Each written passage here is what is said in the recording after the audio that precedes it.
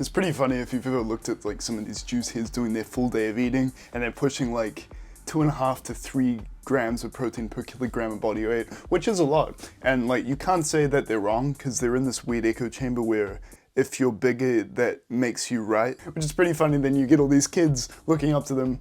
But trust me, this is not who you want to be, right? If you've seen them doing anything other than like a weight-loaded linear movement, like they're about as stiff as roadkill. I've seen more movement in a tree stump. And my issue here isn't the high protein, it's the fact that you're overlooking some other things in pursuit of higher protein, which the other things might be more important to your overall progress and health, health especially. Prospective liver damage. What about this one? Case of previously healthy 40-year-old bodybuilder referred to the ICU for hepatology, which is liver, for treatment for severe acute liver failure. Oh, it's just one though. Oh, what? Spontaneous hepatic rupture in a bodybuilder. More on that later. My name's Shay, I'm a nutritionist and an international level athlete, and unlike these guys, my liver is actually functioning. So I guess I have something to add here. Anyway, to get the big picture out of the way, I'm not going to make you sit through a 10-minute video just for me to say, eat this much protein. The range I really recommend is just like 1.6 to maybe 2.0, maybe 2.1, 2.2 at an absolute maximum. And this range, it really just depends on the amount of training you're doing. So if you're just doing like some running and other bits and pieces, like 1.6 is probably going to be fine, just because the rate of turnover for muscle is pretty low. You know those like Instagram runners? Like they're not really runners, but they are on Instagram.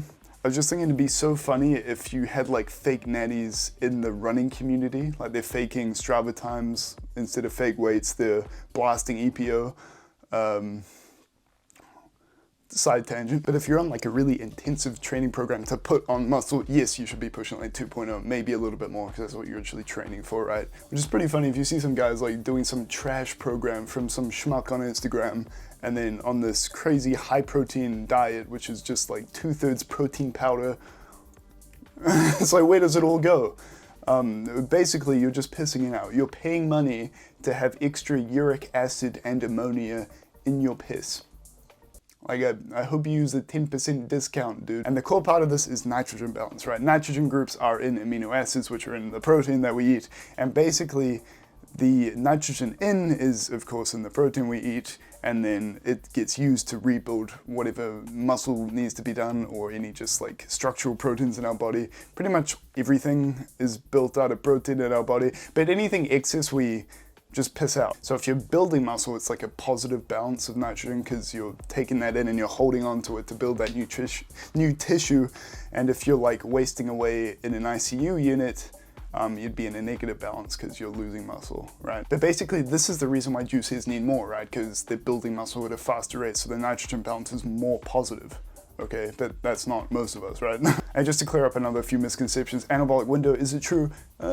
Sort of. Not really. You should just eat like a decent meal, ideally with some protein, within 90 minutes after training. And as far as like, should you eat big meals or small frequent meals? Long story short, either way is fine. And now onto availability of protein. Now, I think most people understand incomplete and complete proteins, at least to some extent nowadays. Basically, complete proteins have all the essential amino acids because we can use them to make the non-essential, so we don't actually need those from the diet. And incomplete are usually like lacking or just don't have enough of some of them. And it's kind of like if you studied chem, like a limiting reagent, if you're like building a house, if you don't have enough nails, you can't put the wall up, right?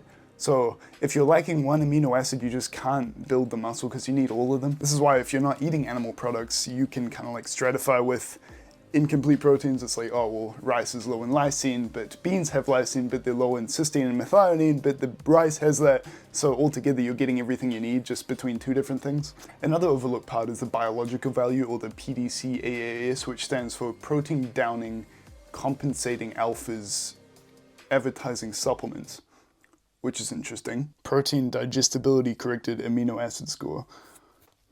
Okay, that makes a bit more sense. Anyway, both of these things are pretty much just how much of the amino acids that you eat actually reach circulation in your body, right? How much get through digestion and everything. And to really keep it simple, because I don't think you need to complicate this too much, animal products are the best. In the middle tier is kind of like lentils, like, you know, chickpeas, lentils, beans, that sort of thing. And then at the bottom is pretty much any other plant food. So what does this mean? Do I need to like multiply my grams of protein by the coefficient of how much is actually being absorbed?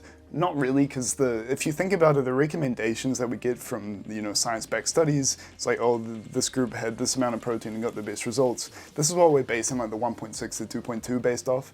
And the thing is, in these studies, they had a diverse diet, right? They had some things in the lower biological value, they had some things in a higher biological value. So assuming you're doing the same, you're probably gonna get the same results. Whereas if you're eating purely meat, or purely like high biological value things, you could probably actually get away with lower, which is interesting, as in like lower grams of protein. But either way, if you're just getting most of your protein out of like the middle and the higher biological value groups, you're gonna be fine. Just focus on that target, and ideally it's not all coming from rice. But a few more considerations I wanted to talk about is just the overinvestment in protein as opposed to carbs. Like, for some reason people think carbs are bad. It's like, no, you need them to train effectively, and you should be having your carbs before your workout, you know, ideally just a meal a couple hours out, maybe a top-up snack of carbs right before.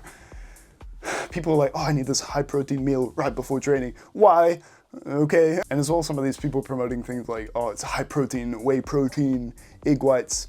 There isn't really any nutrition to them, like micronutrients or antioxidants or anything, so you kind of question if you're making a lot of your diet out of this, you're probably missing the mark with a lot of your micronutrients. B6, magnesium, and zinc are actually 3 you need between a few different roles, mostly circling around muscle protein synthesis. B6 I wouldn't worry about too much, it's really easy to get. Zinc and magnesium you get a lot from just whole plant foods. Zinc you get from some meat as well.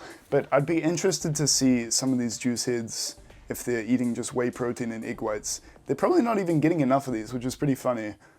Because it's like you're eating all this protein, which you don't actually need, but you're not actually eating the things that are going to regulate and enforce the muscle protein synthesis that you think you're eating the protein for.